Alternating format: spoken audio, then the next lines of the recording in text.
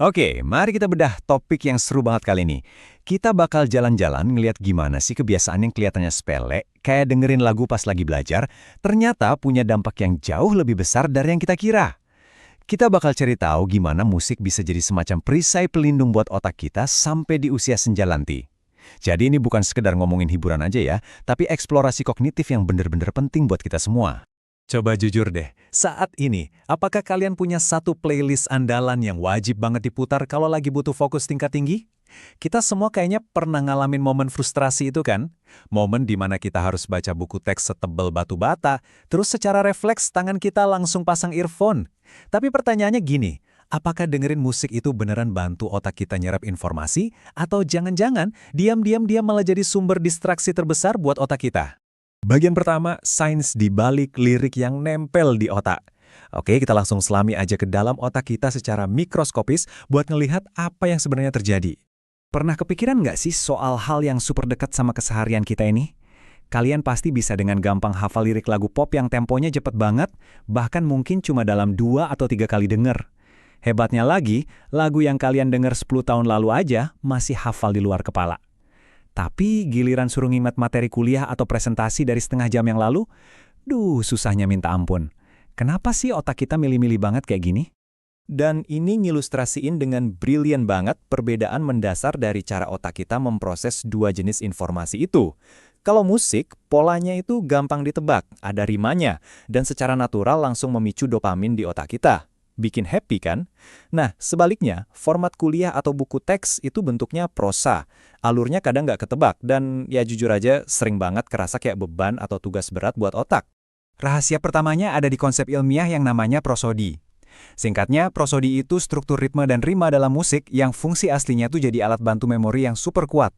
Gini, otak manusia itu pada dasarnya haus banget sama yang namanya pola. Pas kita dengar lagu, polanya itu kan diulang-ulang, dan bisa ditebak. Ibaratnya nih, musik itu kayak nyediain rak yang udah tersusun rapi, jadi otak kita gampang banget naruh informasi di sana.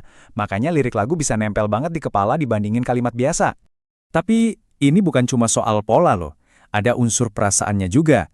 Mari kita kenalan sama sistem limbik, sang pusat kendali emosi di otak kita. Waktu musik masuk, sistem limbik ini langsung ngebungkus informasi tadi pakai emosi. Dalam hal ini dopamin yang bikin kita senang. Terus disimpan deh dengan super aman di memori jangka panjang kita. Jadi, karena musik bikin kita ngerasa nyaman, informasinya otomatis terkunci rapat. Beda banget kan ceritanya sama baca buku teks yang kering tanpa emosi, yang seringnya cuma numpang lewat doang di ingatan jangka pendek. Nah, yang benar-benar menarik dari data-data ini adalah konsep tadi udah beneran dibuktiin di dunia psikologi. Tahun 94, Wallace nemuin kalau teks yang dinyanyiin itu jauh lebih gampang diingat daripada yang cuma diucapin. Terus tahun 2005, Taut ngebuktiin kalau latihan musik itu merangsang plastisitas otak dan daya ingat verbal. Dan yang paling gila sih studi dari Lutke di tahun 2014. Dia nemuin kalau kita nyanyiin bahasa asing pas lagi belajar, hasil tes memorinya bisa naik sampai 2 kali lipat dibandingin kalau kita cuma ngomong biasa. 2 kali lipat loh. Bagian 2, soundtrack belajar yang paling ideal. Sains sudah ngebuktiin ya betapa kuatnya musik. Sekarang, mari kita tarik ini ke realitas sehari-hari dan jadiin ini semacam toolkit yang bisa langsung kalian pakai. Eits, tapi tunggu dulu. Sebelum kalian ngeplay lagu favorit buat belajar, para ahli ngasih peringatan keras nih. Mereka bilang kalau dengerin musik yang temponya cepat, suaranya kenceng, dan liriknya banyak, itu justru bakal ngehancurin kemampuan kalian memahami bacaan.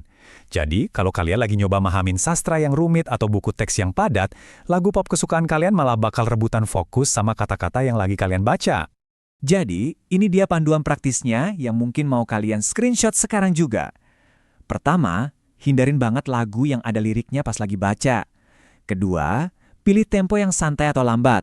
Ketiga, biarin volumenya pelan aja, sekedar buat latar belakang. Dan keempat, cobain deh dengerin musik instrumental atau suara-suara alam. Kita harus mulai biasain buat misahin secara tegas antara musik hobi yang emang buat seru-seruan sama musik belajar yang tujuannya buat ningkatin performa otak kita. Bagian 3, keajaiban musik pada memori. Sekarang, mari kita geser sedikit dan lihat gimana ini semua nyambung dari ngomongin masa muda pas lagi belajar, ke gimana musik ngelindungin kognitif kita di usia tua nanti. Kalau kita merujuk ke pakar dari UCLA Health, secara biologis, musik itu ibarat kunci master buat otak kita. Dari hasil scan otak, kelihatan jelas kalau musik itu ngebangunin jaringan saraf yang jauh lebih luas daripada pas kita cuma ngobrol biasa. Musik itu nyentuh sirkuit pendengaran, emosi, motorik, dan memori, semuanya secara bersamaan. Dan yang bikin merinding, area-area otak yang respons musik ini tuh tetap utuh dan bisa diakses, bahkan ketika kemampuan otak lainnya udah mulai melemah termakan usia. Coba deh bayangin kakek, nenek, atau kerabat kalian yang udah sepuh. Kutipan dari UCL Health ini bener-bener nyentuh hati banget. Mereka bilang, orang-orang yang bahkan udah nggak bisa ngenalin wajah keluarganya sendiri atau udah lupa mereka lagi di mana dan tahun berapa, itu sering banget masih bisa nyanyi bareng kalau dengar lagu-lagu dari zaman muda mereka. Sebegitu indahnya musik bisa nenangin pasien Alzheimer dan kayak narik mereka kembali buat terhubung sama momen saat ini. Bagian 4, perlindungan kognitif jangka panjang. Nah, dari nanganin demensia, yuk kita zoom out lihat gambaran besarnya. Gimana kalau kita pakai musik bukan cuma pas udah sakit, tapi buat aktif ngelindungin otak kita seumur hidup? Buat jawab pertanyaan itu, ada sebuah studi neuropsikiatri besar di Australia. Dan skala studinya ini nggak main-main loh. Para peneliti di sana nganalisis data yang dikumpulin selama 10 tahun penuh dari lebih dari 10.000 orang dewasa sehat di usia 70-an. Ini data jangka panjang yang bener-bener solid. Dan coba tebak apa yang mereka temuin. Mereka nemuin fakta kalau orang-orang yang rutin dengerin musik hampir setiap hari berhasil nurunin risiko demensia mereka sampai hampir 40%. Iya, 40%. Bayangin angka yang segede itu cuma dari sebuah kebiasaan sepele yang menyenangkan. Jadi poin krusialnya di sini adalah rutinitas yang simple, murah, dan seru ini benar-benar secara fisik ngelindungin otak kita yang menua. Efek pelindungnya ini juga berlaku buat mencegah penurunan kognitif secara umum loh. Waktu dites, kelompok yang rajin dengerin musik ini selalu ngalahin kelompok yang nggak dengerin musik di berbagai tes memori. Benar-benar game changer buat kesehatan otak kita. Fakta-fakta barusan pada akhirnya bawa kita ke satu pertanyaan yang lumayan bikin mikir. Coba renungin deh, apakah musik itu selama ini cuma sekedar suara buat nemenin kita pas lagi gabut? Atau jangan-jangan musik adalah obat seumur hidup buat pikiran kita? Harapannya obrolan kita kali ini bisa menginspirasi kalian buat mulai milih-milih playlist dengan lebih cerdas.